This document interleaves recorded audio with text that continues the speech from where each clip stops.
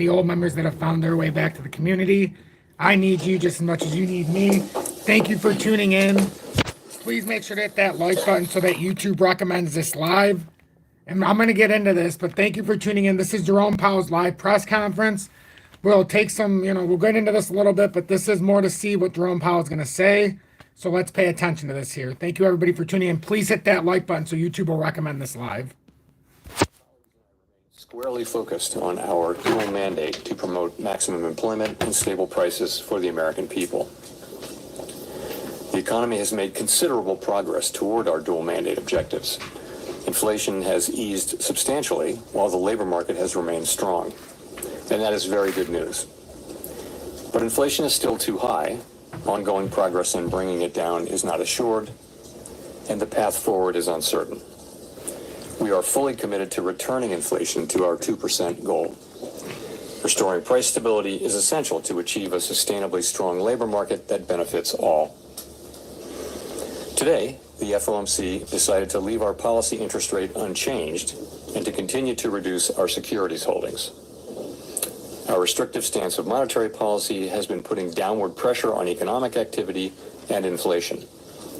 As labor market tightness has eased and progress on inflation has continued, the risks to achieving our employment and inflation goals are moving into better balance. I will have more to say about monetary policy after briefly reviewing economic developments. Recent indicators suggest that economic activity has been expanding at a solid pace.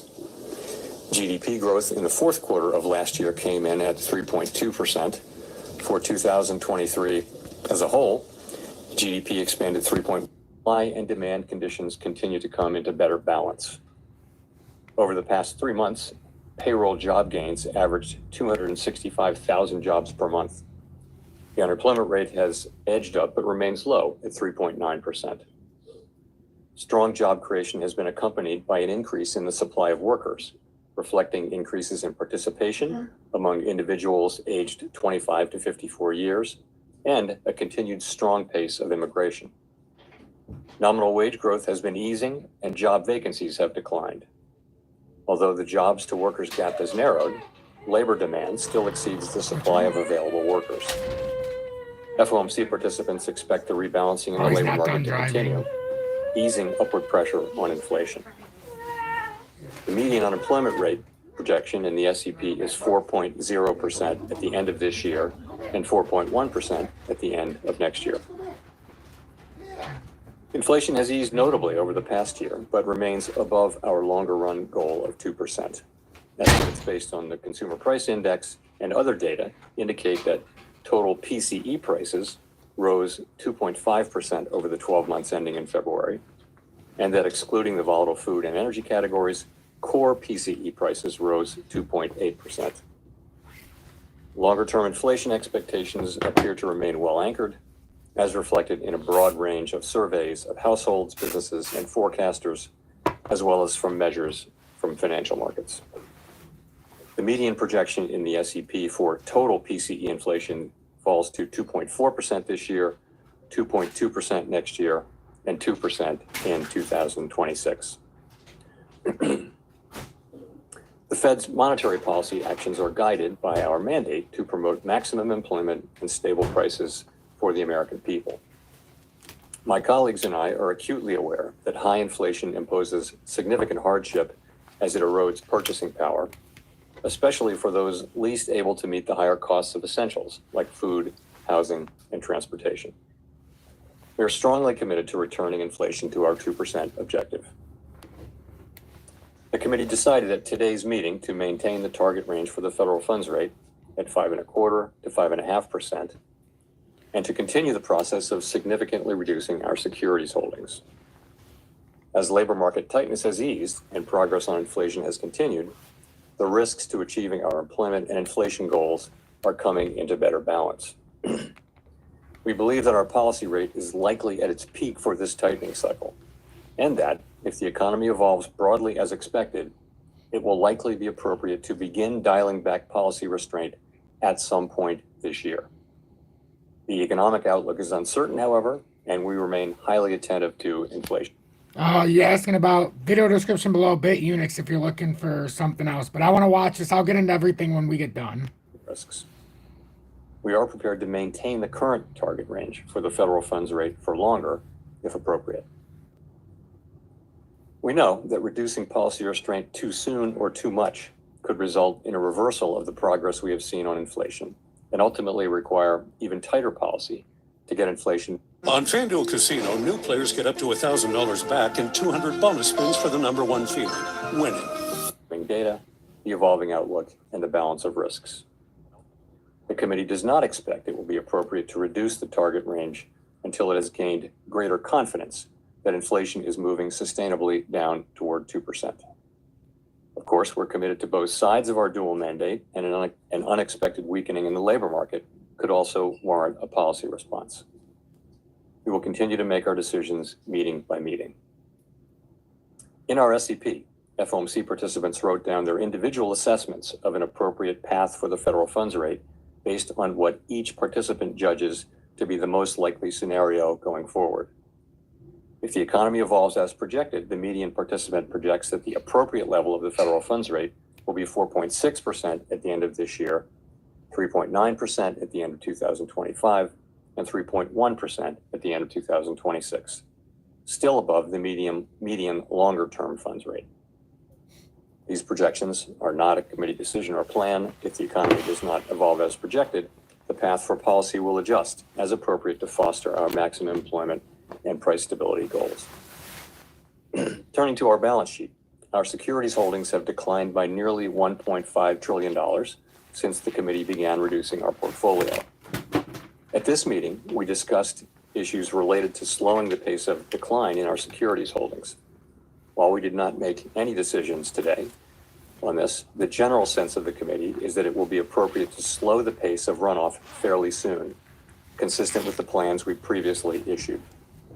The decision to slow the pace of runoff does not mean that our balance sheet will ultimately shrink by less than it would otherwise, but rather allows us to approach that ultimate level more gradually. In particular, slowing the pace of runoff will help ensure a smooth transition, reducing the possibility that money markets experience stress and thereby facilitating the ongoing decline in our securities holdings, consistent with reaching the appropriate level of ample reserves. We remain committed to bringing inflation back down to our 2% goal and to keeping our longer-term inflation expectations well anchored. Restoring price stability is essential to set the stage for achieving maximum employment and price stability over the long term. To conclude, we understand that our actions affect communities, families, and businesses across the country. Everything we do is in service to our public mission.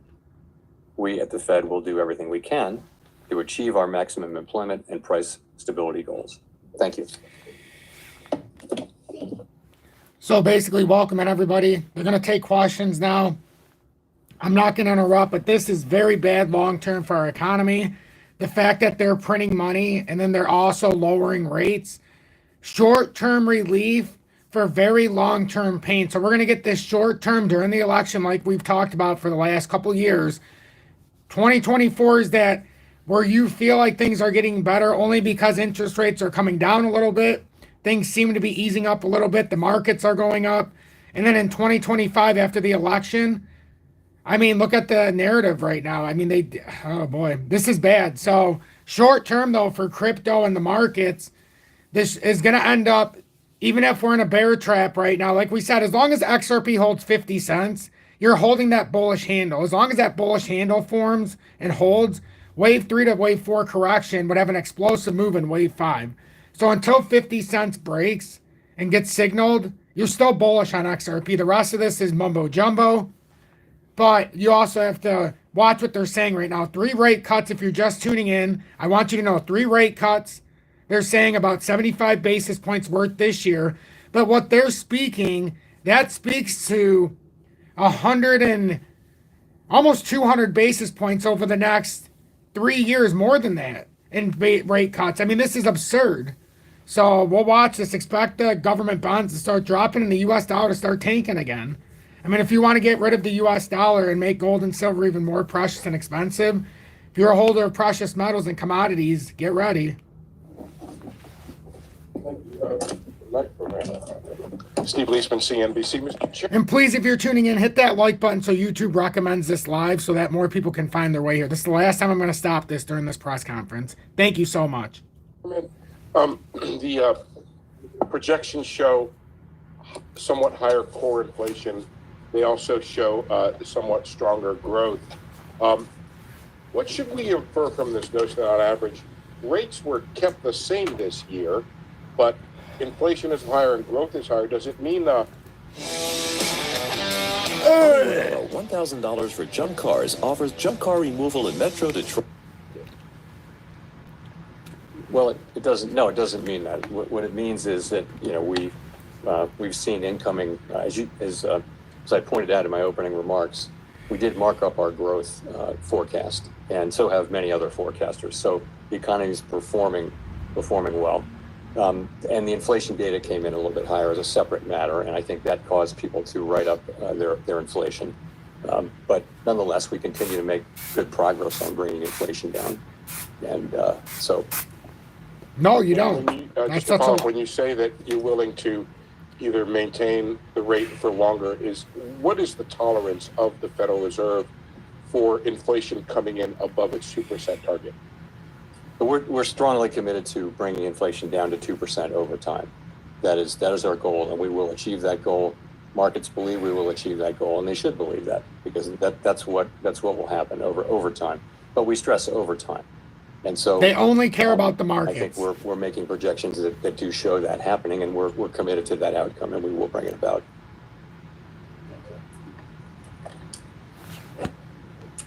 JM, just out of transparency, didn't you say that you didn't do a KYC?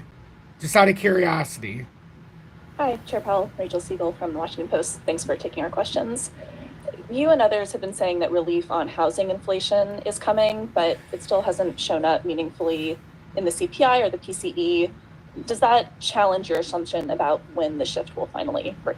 Okay, thank you for that info, JM. Yeah, I've been talking about how I'm losing my faith in Uphold as well.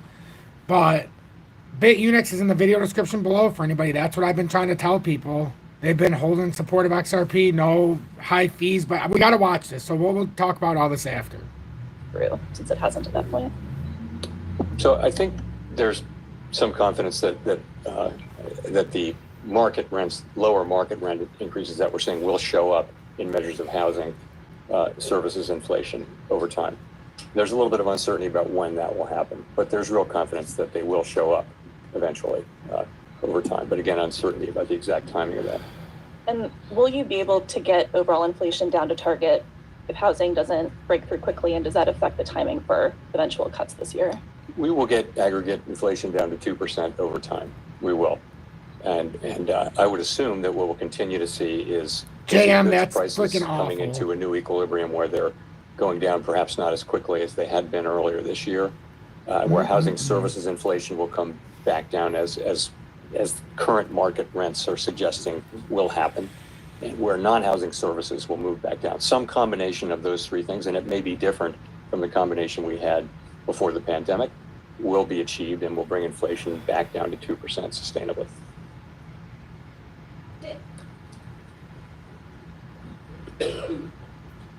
Nick Timmeros of the Wall Street Journal. Chair Powell, during your congressional testimony this month, you said that your test for making the first change to interest rates does not require you to be terribly comfortable that inflation is at 2% because interest rates are well above neutral.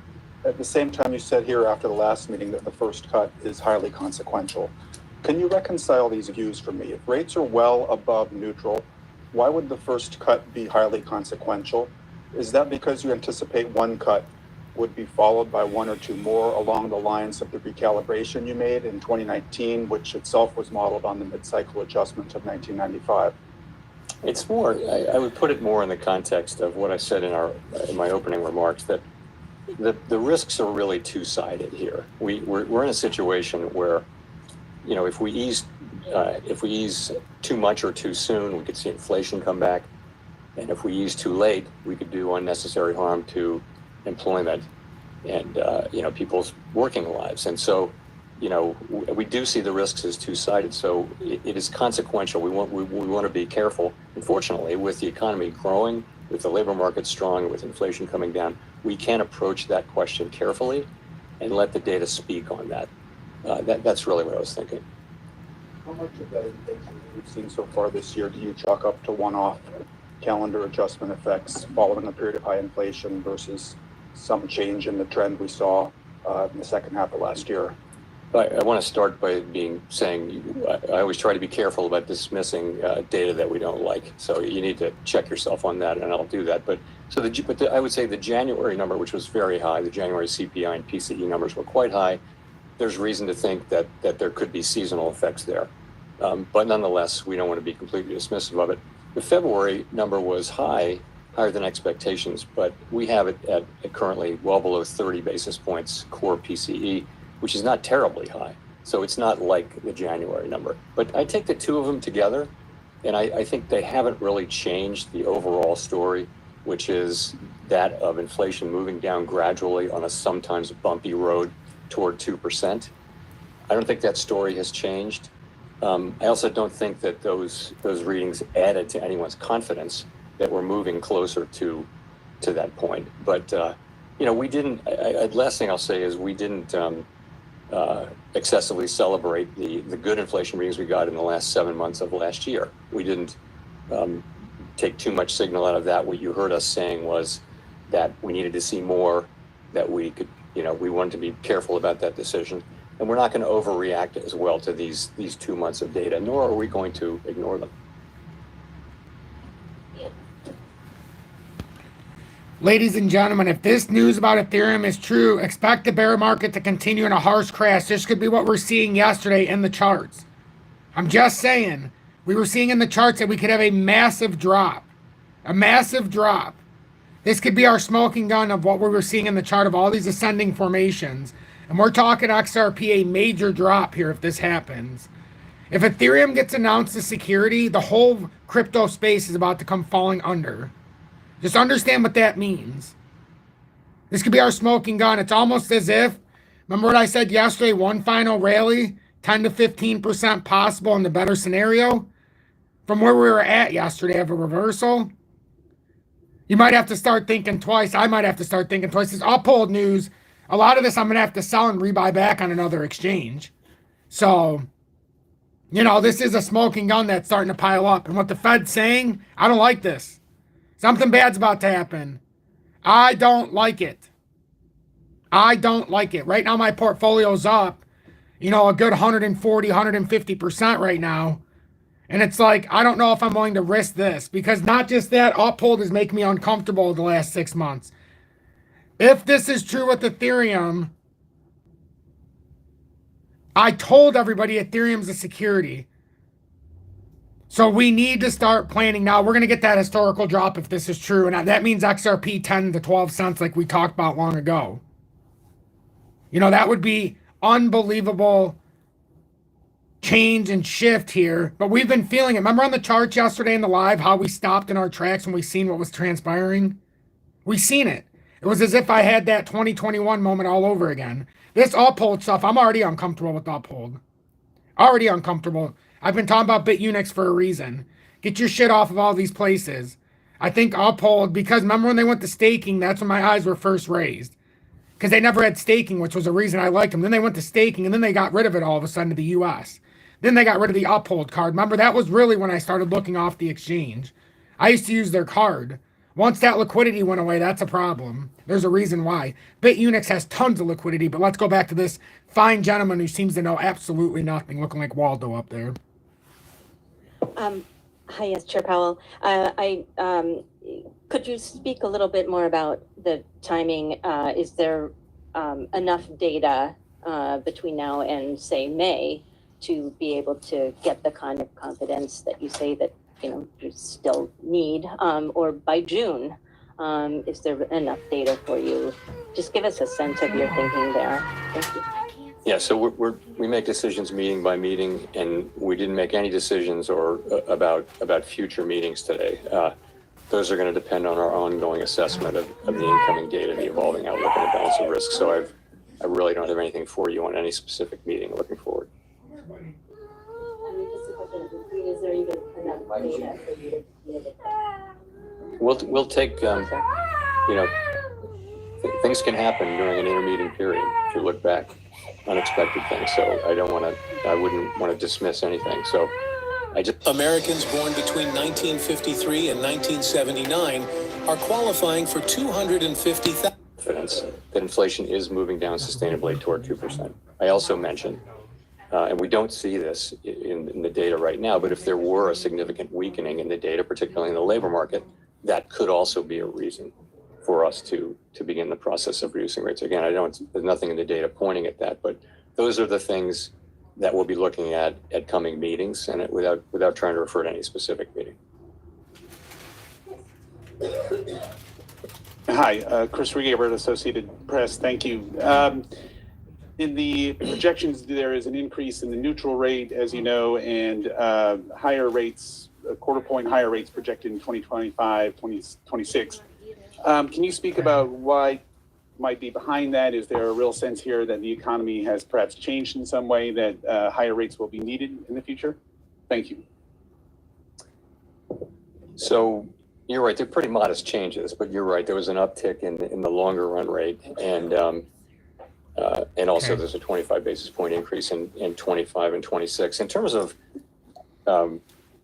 are rates going to be higher? Oh, what did he just say? Hold on. What did he just say there? A rate hike in 25 and 26 at 25 base points? Did I hear that right? He snuck it in there. Press, thank you. In the projections, there is an increase in the neutral rate, as you know, and higher rates, a quarter point higher rates projected in 2025, 2026. Can you speak about why might be behind that? Is there a real sense here that the economy has perhaps changed in some way, that higher rates will be needed in the future?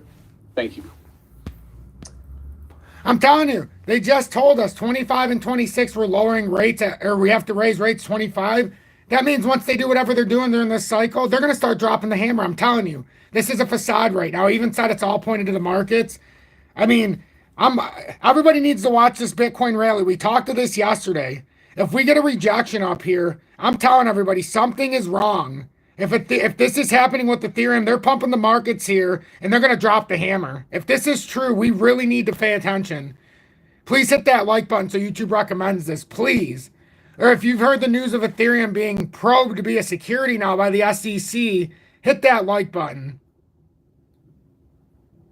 Uphold just been a declining bit with users' usability lately, and we've had some very trustworthy members here that dealt with a lot more money than me on Uphold. So these are the members that have more money on the exchanges, and their accounts are getting flagged now when they're making significant transfers. So, but I've been talking about BITUNIX for a reason. And like I said, I sold out almost 5,000 total during the process here because I've been trying to get out of Uphold, slowly over time. And I still have like my DGB ZIL, V-Chain, all of these normal H-bar, Algo, but I'm going to have to wholesale once this pump happens, more than likely, because it's happening right now. I told everybody yesterday, don't sell, because we're going to get one more chance on a pump if we're really going to have a big crash. We're looking for catalysts too. This with the market is not good. You're going to get this initial rate, this initial move. I'm telling you, cryptos are one thing, but commodities and precious metals right now with the news we have, I'm telling you, there's something that's going to happen that's going to catch us all by surprise. Notice we're talking about all of this. Gold right now is up almost to $2,200 an ounce, up 1%, up 23 bucks. Silver's up 2.4% to $25.50. I mean, look what's happening under the radar. Something's wrong. I knew initially this was good for crypto, but if that's true with Ethereum, watch out. But we're going to talk about this, but I want to know what everybody thinks. So you're right, they're pretty modest changes, but you're right. No, Art, that's the problem. That's why I'm going to have to sell some of them, and it sucks. It sucks. There's an uptick in the longer run rate, and also there's a 25 basis point increase in 25 and 26. In terms of are rates going to be higher in the longer run, if that's really your question, I don't think we know that. I think We think that rates were generally low during the pre-pandemic, post-global financial crisis era for 100%, Jordan. reasons that are mostly, Guys, that's true. I've had to make an extension every year doing my taxes because I'll pull, it takes forever to send the tax form. That's true. I never get it until like May. June sometimes. So I always have to file an extension. It'll be no different this year. important, slow-moving, large things like demographics and productivity and that sort of thing, things that don't move quickly. But I don't think we know. I mean, my instinct would be that rates will not go back down to the very low levels that we saw where all around the world there were long-run rates that were at or below zero in some cases. I don't see rates going back down to that level, but I think there's tremendous uncertainty around that.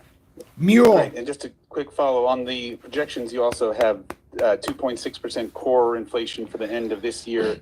It's already at, or you mentioned it being 2.8 in February. Well, that doesn't sound like much disinflation at all. So are you still confident? Or the last press conference, you sounded pretty optimistic you would get more confidence till the end of this year.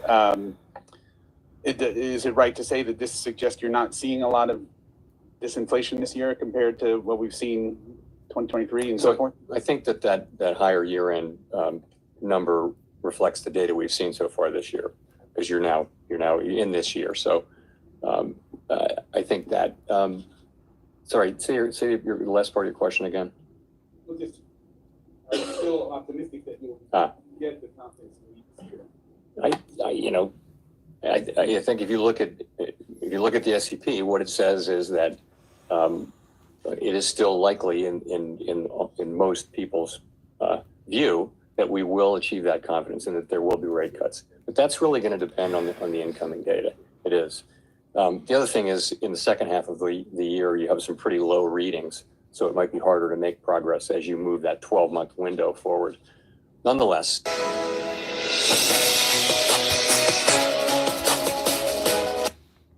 No. If you're watching what I said, short-term bullish. This is the move right here. After that, not so bullish. Pay attention. I'm not saying that it's bullish. If you're actually watching what I'm saying we seen this yesterday. What do I need from an SUV? More than anything, room. I want it to be roomy. Accessibility to that. Reason to. We seen this in the charts yesterday, and we talked about after this next short-term pump, we got to get out. So I think, no, Vox, I agree with you. This is going to lead to pain.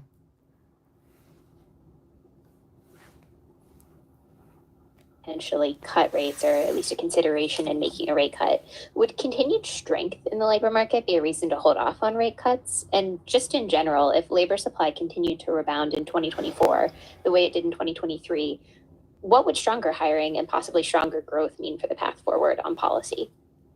Yeah, so if what we're getting is a lot of supply and a lot of demand, and that supply is actually feeding demand because workers are getting paid and they're spending, and that's, what you would have is potentially kind of what you had last year, which is a bigger economy where inflationary pressures are not increasing. In fact, they were decreasing. So you can have that if you have the continued supply side activity that we had last year with both with supply chains and also with growth in the size of the labor force.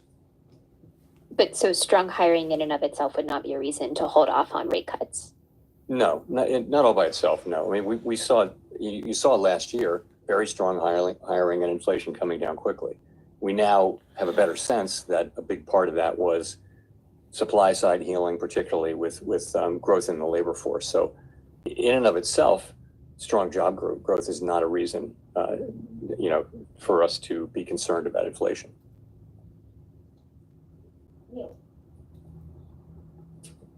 Hi, Chair Powell. Neil Irwin with Axios. How do you assess the state of financial conditions right now? And in particular, do you view the kind of easing in financial conditions since the fall as consistent and compatible with what you're trying to achieve on the inflation mandate? So we think there are many different financial conditions indicators, and you can kind of, see different answers to that question. But ultimately, we do think that financial conditions are weighing on economic activity, and we think you see that in a great place to see it is in the labor market, where you've seen demand cooling off a little bit from the extremely high levels. And there I would point to job openings, quits, surveys, the hiring rate, things like that are really. This is the biggest problem when you're moving from an exchange. A lot of times you have to wholesale it and then end up buying it back on another exchange. You know, and you have to find the ones that fit. Some exchange, you might have to split it up into different wallets, into different things. That's the problem. That's the problem. You know, so what I'm saying is it might just be time to get ready for the wholesale crash. And there are also supply side things happening, but I think those are demand side things happening. You know, we saw, that's been a question for a while. We did see progress on inflation last year, significant progress, despite, you know, financial conditions sometimes being tighter, sometimes looser.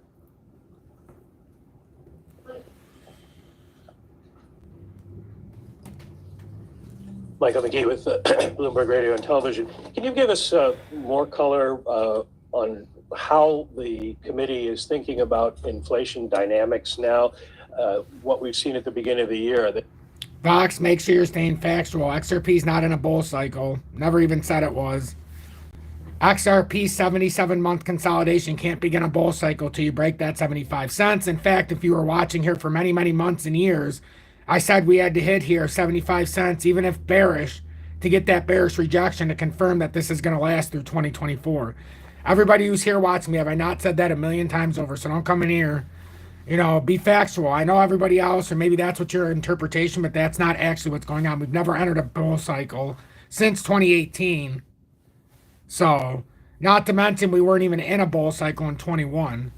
So yeah, we did miss another bull cycle, but none of altcoins are in a bull cycle. Aside from some of the pump and dump ones, even Solana, look where it's at. It's basically returning what it had dropped some time ago.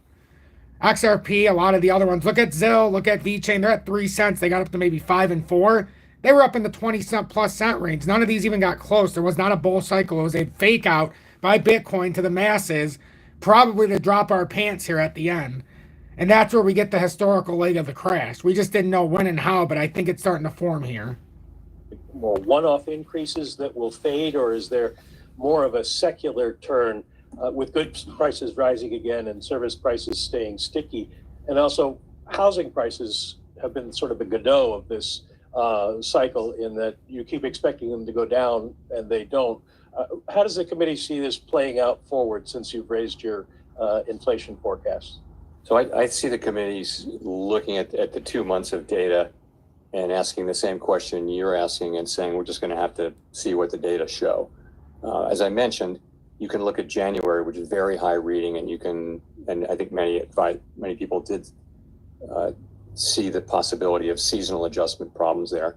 But again, you got to be careful about dismissing the parts of the data that you don't like. So then February wasn't as high, but it was higher. So the question is, what are we going to see?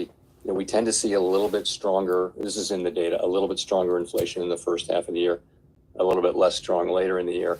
We're going to let the data show. I don't think we really know whether this is a bump on the road or something more.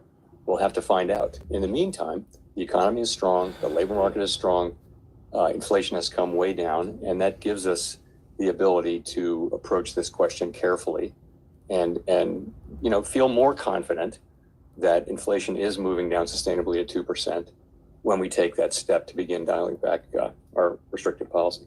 Well, you've talked about the desire to have confidence that inflation is continually moving down. Has the recent numbers we've gotten for inflation data dented that confidence at all?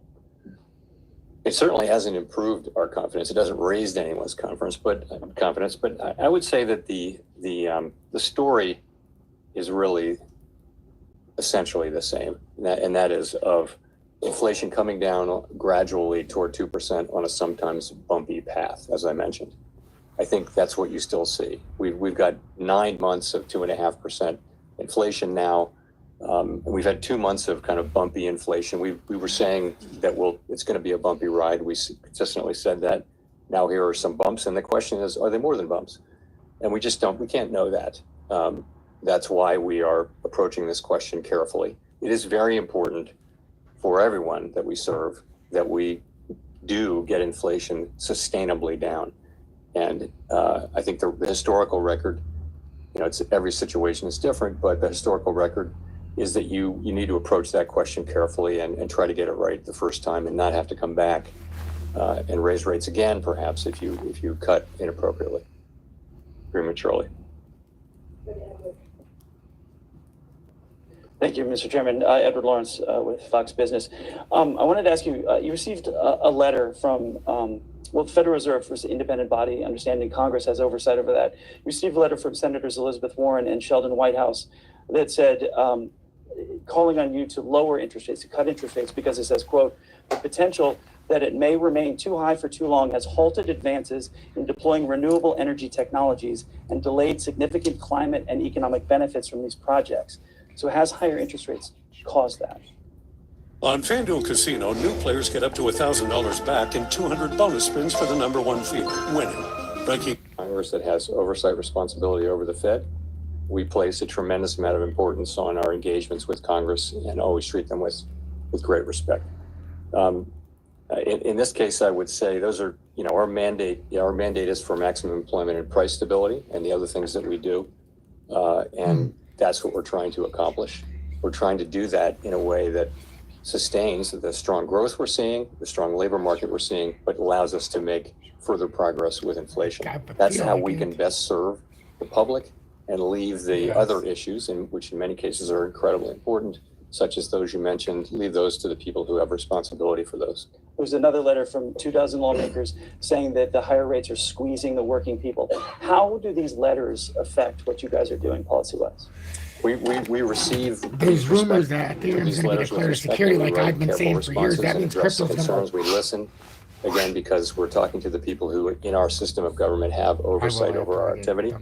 So that's, but at the end of the day, we take that on board, but we have to make our judgments and we have to stick to our knitting, which is maximum employment, price stability, supervise and regulate the banks, work on the payment system, the things that we do.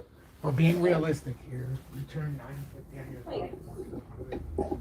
Are you happy with that? Sure. Claire Jones, Financial Times. Thanks a lot for the opportunity to ask a question. As chair of the FOMC, would you want to see unanimity on the committee or something close to it, meaning no more than one dissent before you begin cutting rates? Thank you. We're a very consensus-oriented organization, and we do try to achieve consensus and ideally unanimity. People do dissent. It's something that happens. Life goes on, and it's not a problem.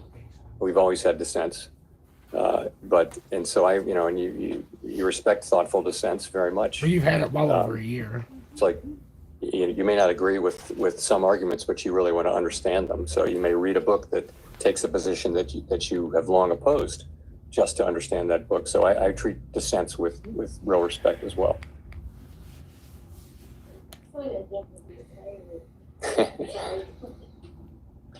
Simon Urbanovich with The Economist. Can you hear me? Yes. Okay, great. Obviously, inflation is some ways away from target. Unemployment, though, if you look at the projection for the full year, 4.0%. In February, we were already at 3.9%, so quite close to the median projection.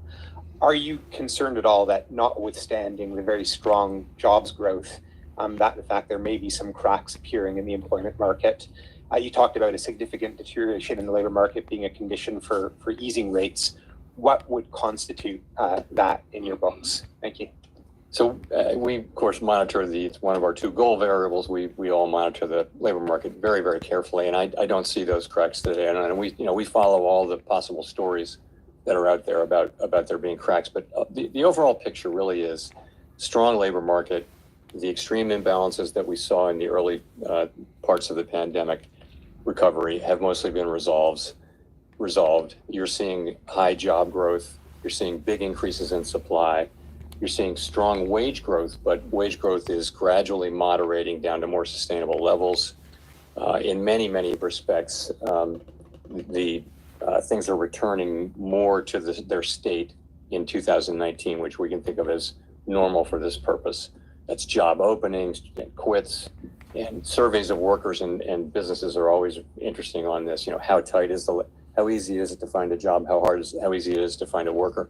Those surveys have both come down. So the labor market's in good shape.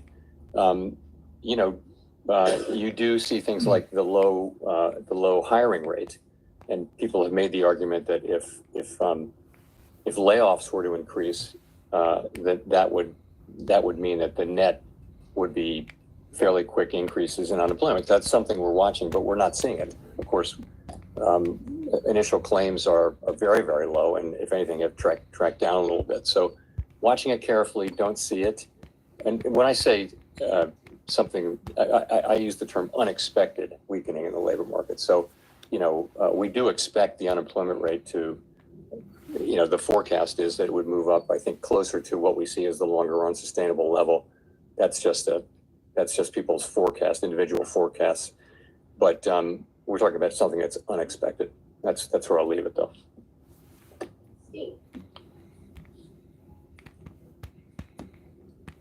Steve Matthews with Bloomberg.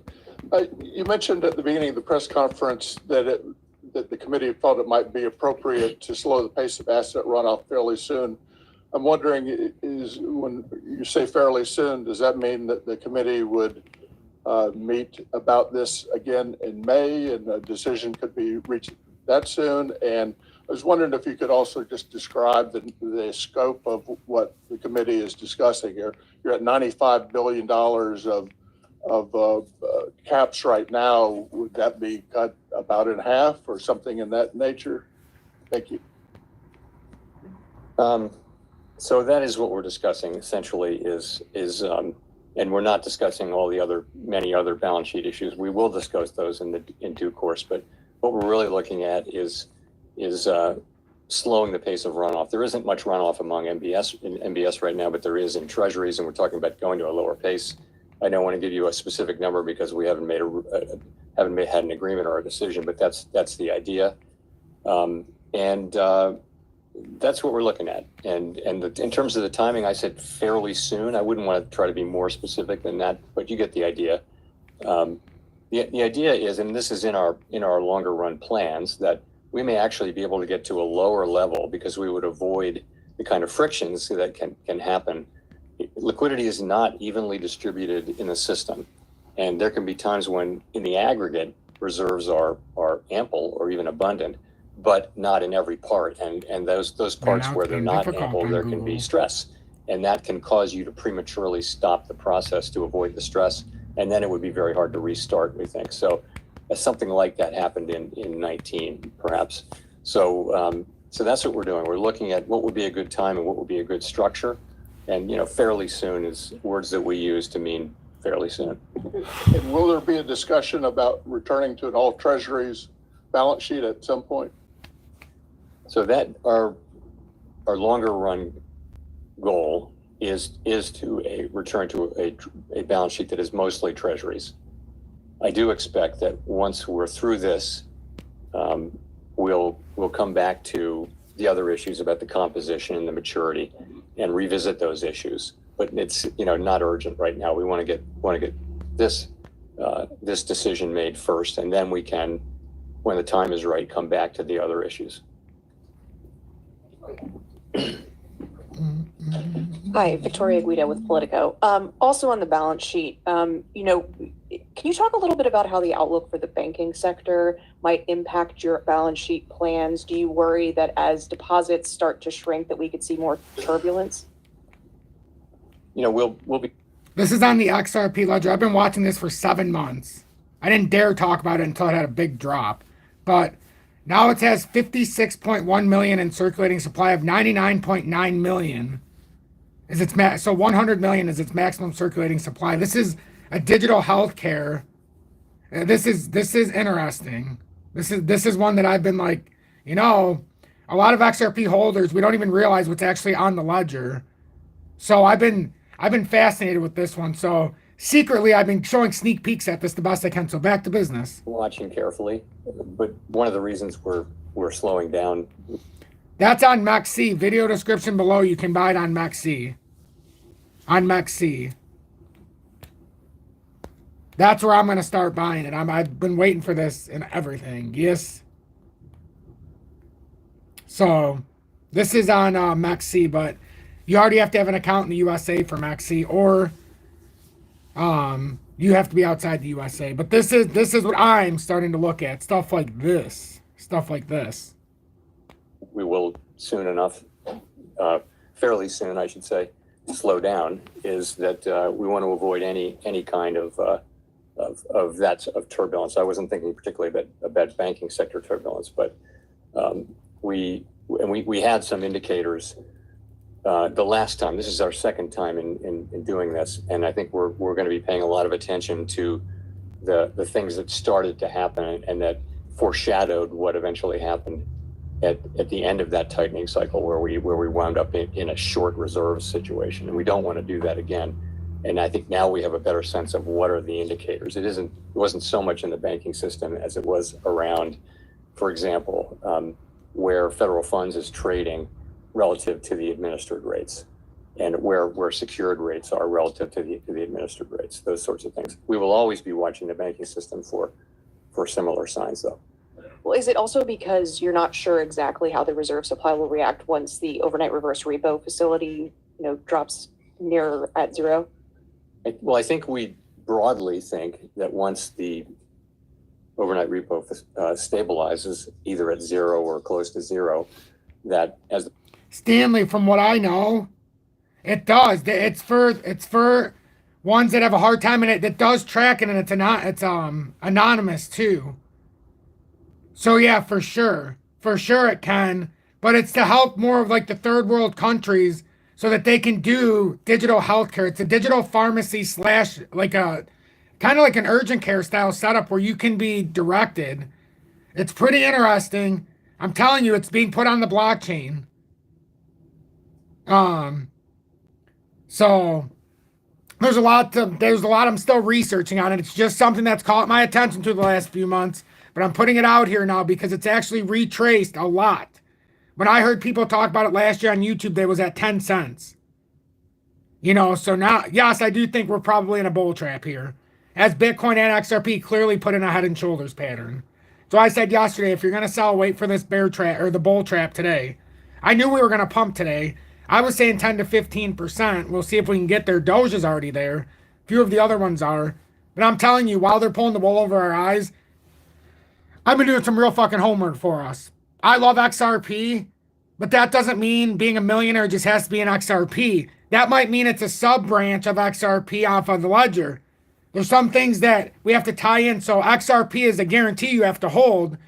But what if something like the XRP8 with the healthcare, digitizing it to the new era, it's right there behind us. And the only time anybody ever talked about it on YouTube, when I used to watch it last year, and you can go back, check it if you don't believe me, it was around 10 cents and 8 cents. And I'm looking at the chart saying these people are going to get everybody fucking slaughtered. And if I ever talked about it when it was at those prices, it didn't have a proven track record. All it was on a steady decline, and everybody saying it came out to the public at 10 cents or whatever. That was just on certain exchanges. You could have went back to the one that I'm charting on, and that showed you the steady decline the whole time it was happening. And we had to wait for it to hit a bottom and start to form a pattern. We can see the pattern now. We formed a bottoming pattern. So now I think, but this is absolutely making it to where, because notice how they're transitioning from telling you to go to a doctor and they do it all online. That's what this is targeting. You go to the pharmacy here. You can download the app in the USA right now. When I went through it and seen the links of this a few weeks ago, when I actually downloaded the app, I couldn't believe it. I'm like, why doesn't anybody talk about this? Like, so sometimes I think like the main cryptos we see are the distraction. Like XRP's there for its ledger. It's there so you can have tokenomics with these kind of things. I'm really starting to believe this. Look at XLM. If we would have just bought Velo and some of the other ones off of the Stellar Network, we'd be fucking rich right now. So I'm just saying, I mean, there's something to this. There's something to this, I think. And if anybody has any more details, because we're going to start breaking this down together, just type in XRP Healthcare, and it's in the app stores. It'll come up. Believe it or not. Balance sheet shrinks, we should expect that reserves will decline pretty close to dollar for dollar with that. That's what we think. Honestly, we might have missed the top here. The top technically on XRP is about 75 cents right now. The fact we got that bearish rejection at 75 made us be alerted, but you never can sell. If you're looking for an outright sell, you don't sell the top of the head. You don't know it. You sell the shoulder, or when it comes down and it starts to make that gap up, when it can't reach that right shoulder and gets a rejection. In this case, it's around 61 cents or 63.3 cents. We don't know. That's the problem. We don't know. If it gets rejected at either of those two levels, it's very bad. Unless 63.3 comes down to 61, then bounces up to 67, then bounces down to 63, then bounces out to 75, back test 67, bounces out to 82, hits. You see how much we have to go through now? That's how much we have to go through just to go bullish now. We've created a lot of resistance. So the current market setups and what this fine gentleman here is saying, you know, everybody's asking me, do we buy or sell and buy at 10 cents? You know, I'm having that internal debate. I got no problem buying at 34 and selling at 60, but I have to have the assurance that the market's giving me the right signal. And you know what? There's a very real chance that the market could be giving us a very real signal here. As I've said, Bitcoin is most likely building that bullish handle. And if we look at it in the weekly time frames, every single thing is on a major reversal pattern.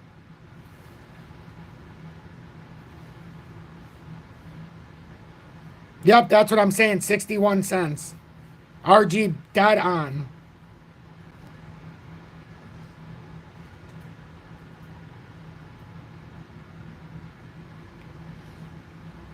Yeah, they got, you know.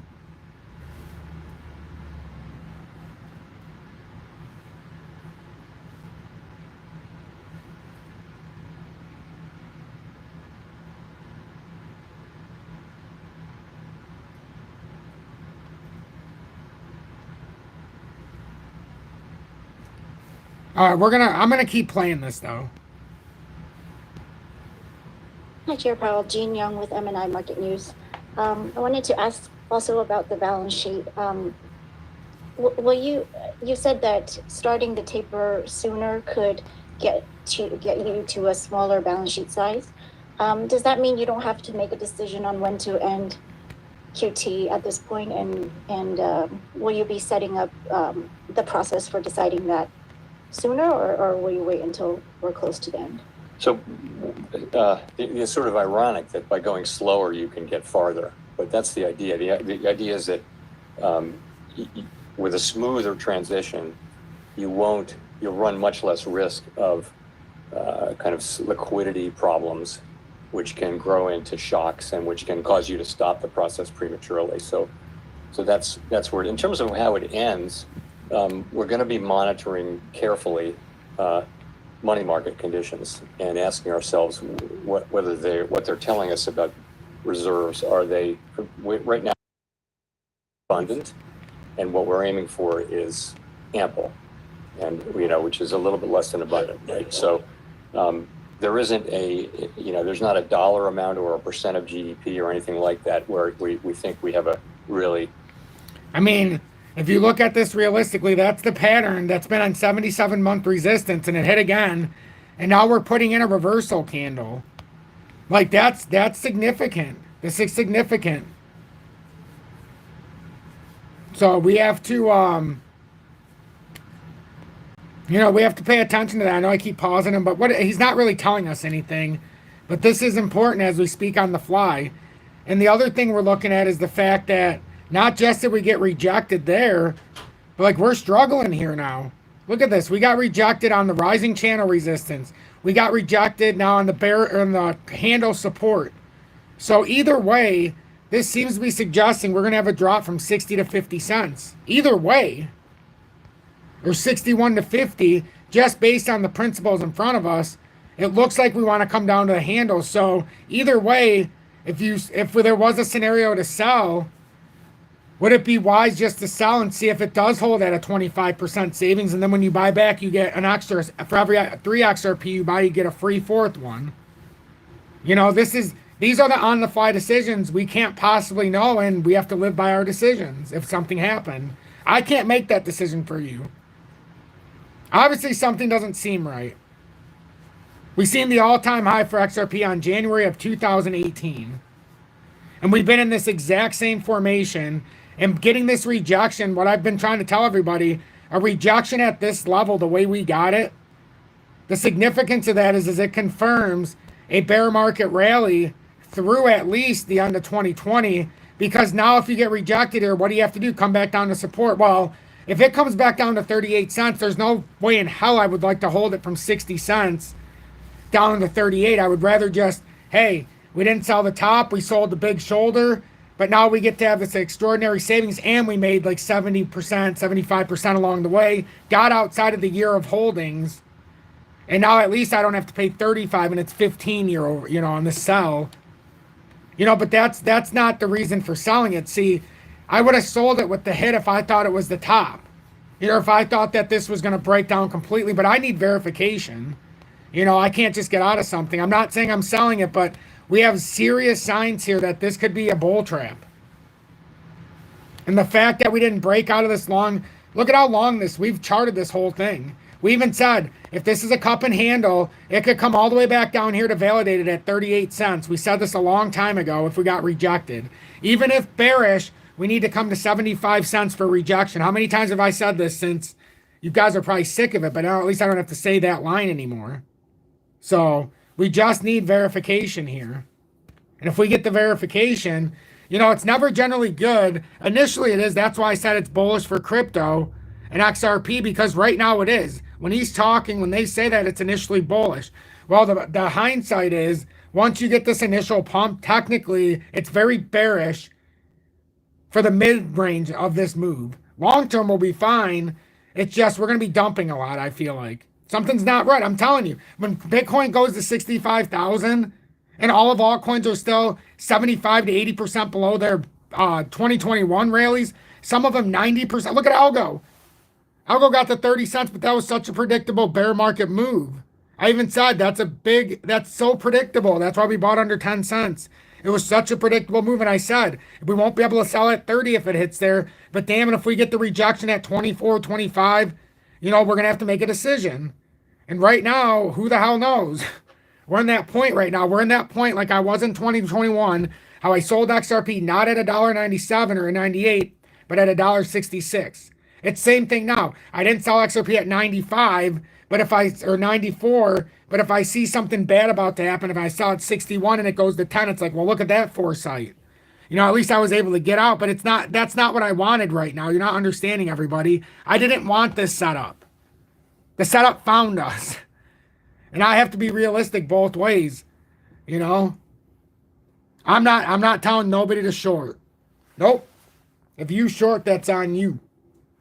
You see how volatile the market is. As sure as I stand here tomorrow when I wake up, we could be up 50%. That's the risk. That's why I said I haven't done nothing yet. This is just us talking, ladies and gentlemen. This is just us talking. Pretty clear understanding of that. We're going to be looking at what these, what's happening in money markets, in particular, a bunch of different indicators, including the ones I mentioned, to tell us when we're getting close.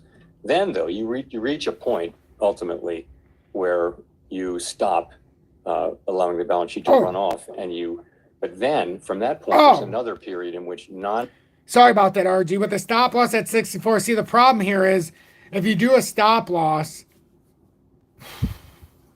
it's hard here because it could even go up to 67 again or 66 now on that downtrending resistance side of that bullish handle. Remember that. Right now, you're kind of in that speculator's point here. So if I was going to short it, I would try to get a rejection around 63.3 just in case it does back up to 67, or maybe even closer to that 66 line. It's kind of risky right now. But the rest of them, everything, everybody. Charts are going to predict the news. And remember what we said yesterday about how bearish? Remember how I got stopped in my track for anybody who was in the live yesterday? We got stopped in our tracks, and I literally was telling everybody, uh-oh. And then what's the news today that comes out after we seen the uh-oh moment?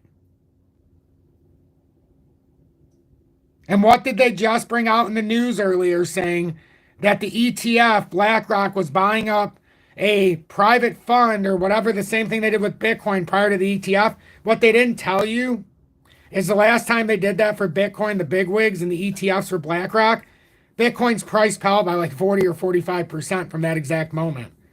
So that means from that same announcement, we're probably going to fall about 50%. Yeah, Angela, welcome in, love. Yes, there was the uh-oh moment. It was the same thing that happened to me in 21. I had the realization that I didn't want to have. But I told everybody. It does feel like the Wolf of Wall Street. Get the fuck out. We don't want it's the too late moment. So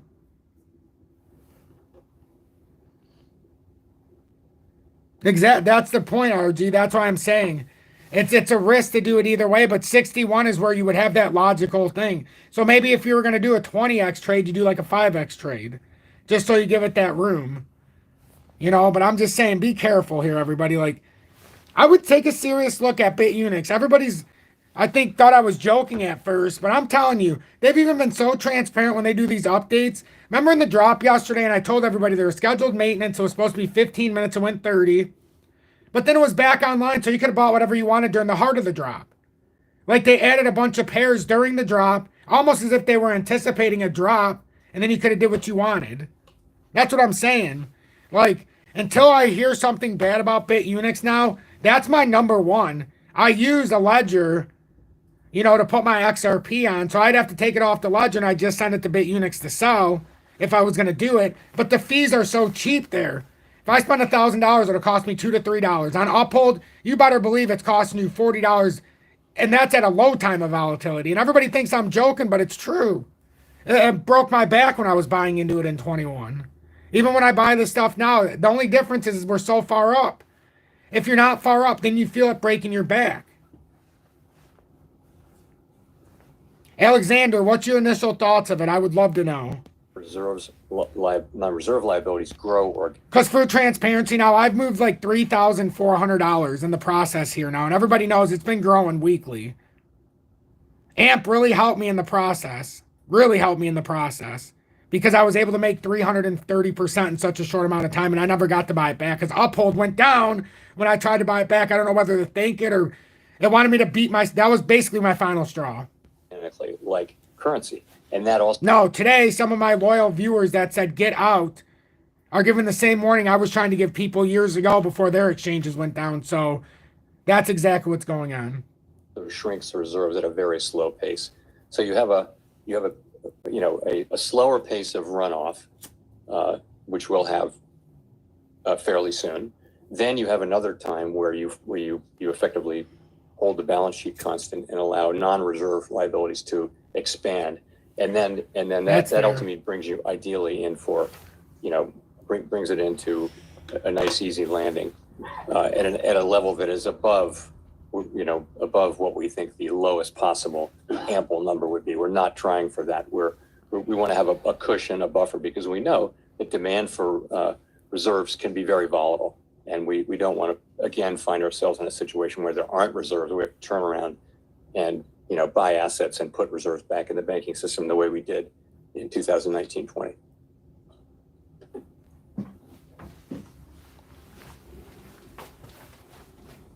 Hi, Nancy Marshall-Genzer with Marketplace. Chair Powell, you said you're waiting to become more confident that inflation is getting to your 2% goal before you cut rates. Can you just sum up more specifically what data you're looking at that would give you that confidence? Sure. So most importantly, we're looking at the incoming inflation data and the contents of it and what they're telling us. So that'll be, and also the various components. So obviously that's what we want. We want more confidence that inflation is coming down sustainably toward 2%. Of course, we'll also be looking at all the other things that are happening in the economy. We'll look at the totality of the data, including everything essentially, as we make that assessment. But the most important thing will be the inflation data that's coming in. Are there things that you would give more weight to, like wages? Wages is one.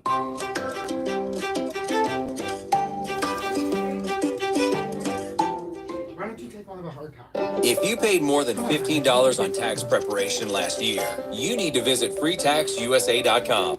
increases, that is to say, wage increases have been quite strong, but they're gradually coming down to levels that are more sustainable over time, and that's what we want. We don't think that the inflation was not originally caused. I don't think mostly by wages. That wasn't really the story. But we do think that to get inflation back down to 2% sustainably, we'd like to see, continuing gradual movement of wage increases at still high levels, but back down to levels that are more sustainable over time.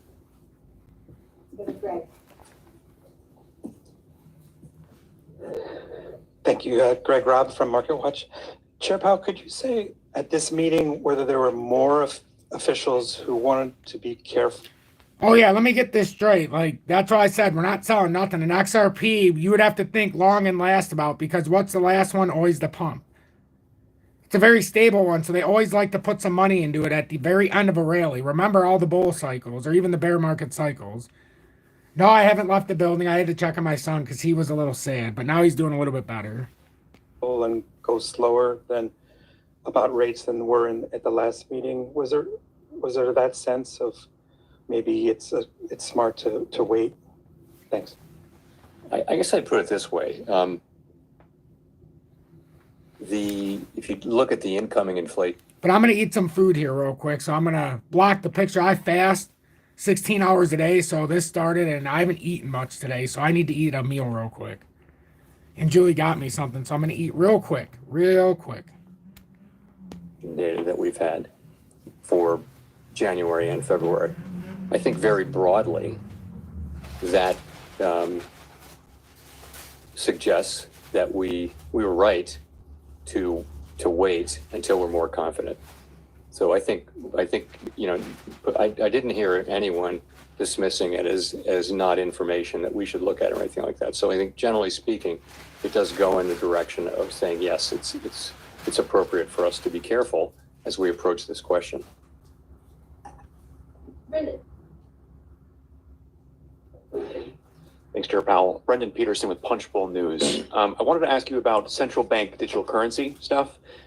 We've been hearing a lot from Republicans in Congress about what the Fed is or isn't doing in a digital. Okay. Food can wait. I've been waiting for this question. All right, I'm back. I'm back.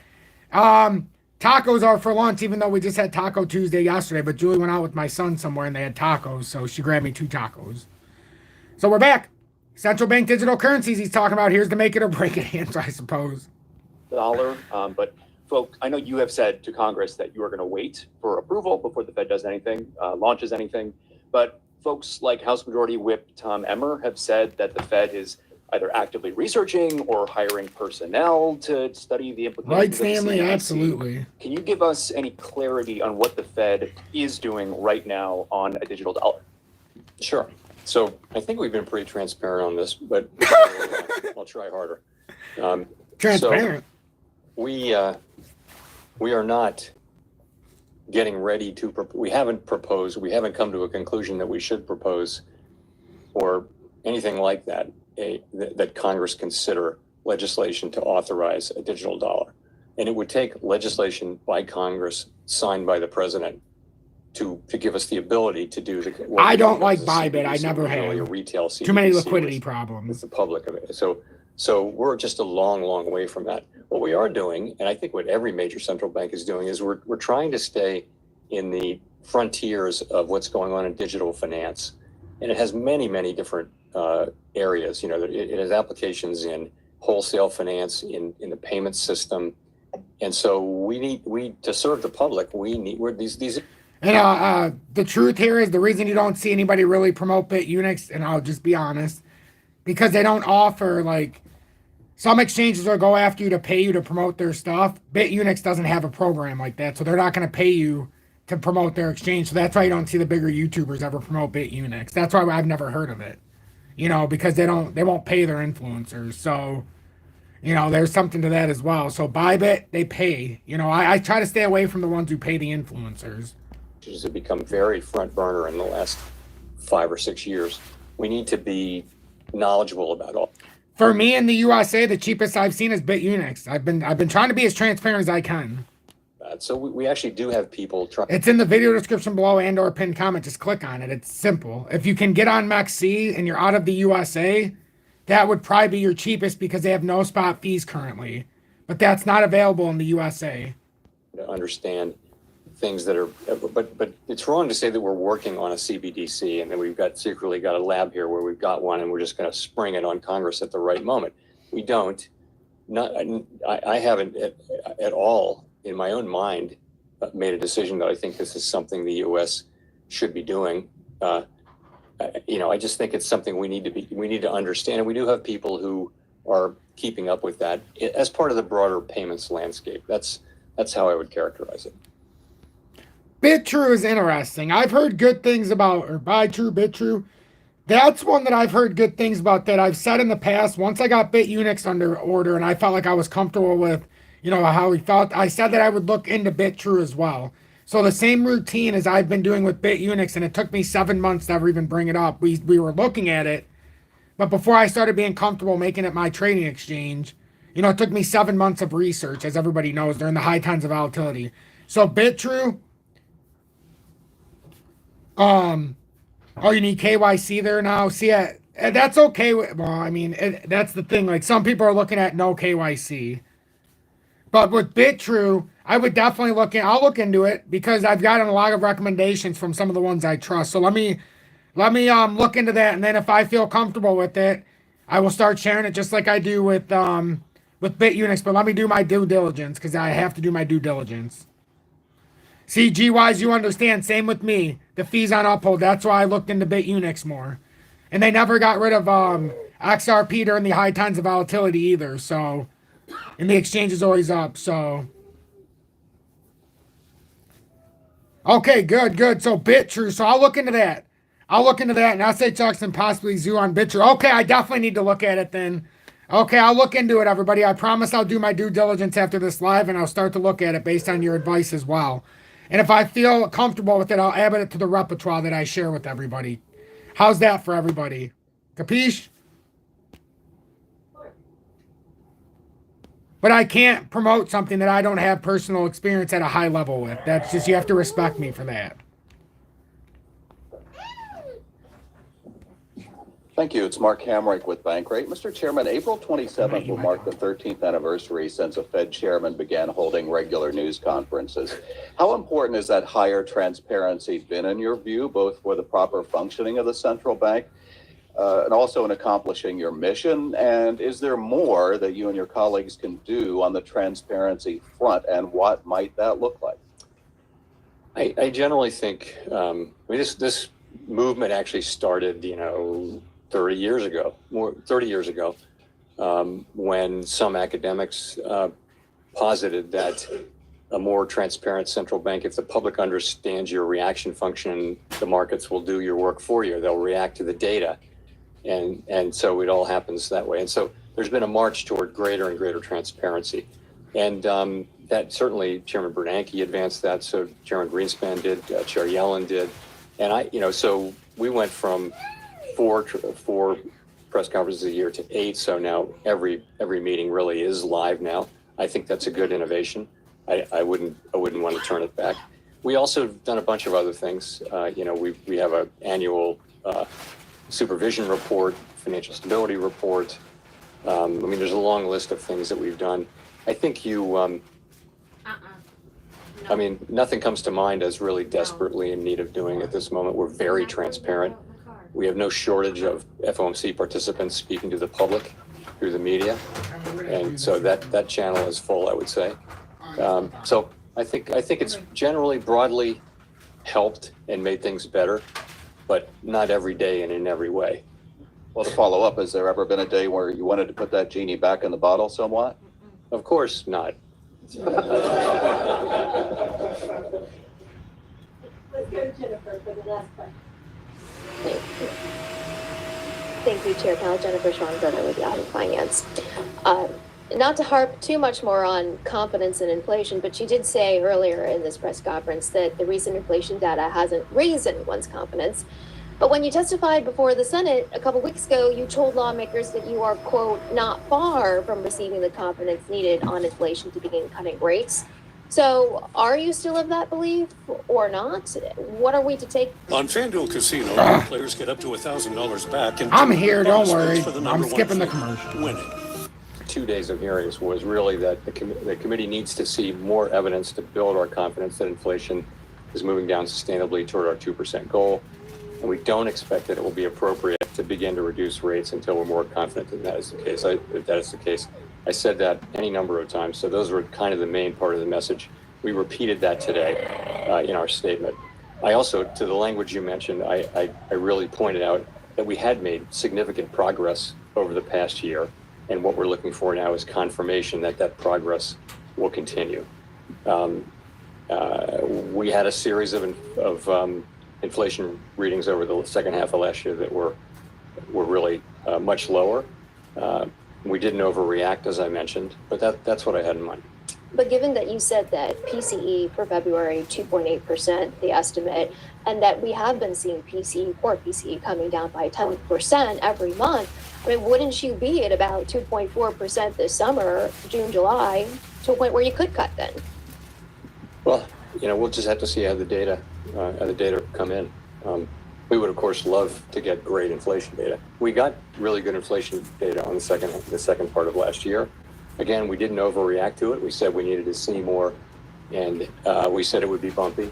And now we have January and February, which I've talked about a couple of times. So, we're looking for more good data, and we would certainly welcome it. Thank you.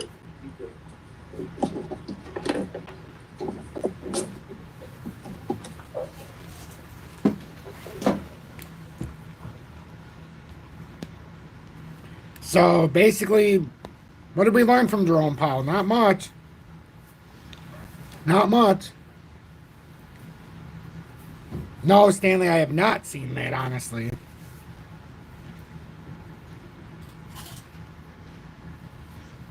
Well, that's good to know about the liquidity. But yeah, guys, I've been on for a while. We still have a live tonight. We're going to have a lot of stuff to discuss here tonight. A lot of stuff here to discuss tonight, but I got to get back to my family life.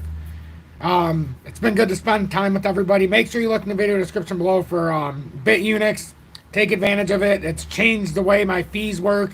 And see, it gives me the flexibility of being able to buy something. And if I don't agree with the trade that I've made, I'm not stuck to it because I know I'm going to lose 4% each way. Like, there's times on Uphold I can buy and sell on Uphold and be up 2% in a trade, but be down 6%. I can't, that's something that is not, it's not good for anybody. So, but yeah, the data, they've always looking for the data. We've been waiting for the data since 1993. But it's eluded them. It's eluded them. So we got a lot to talk about tonight.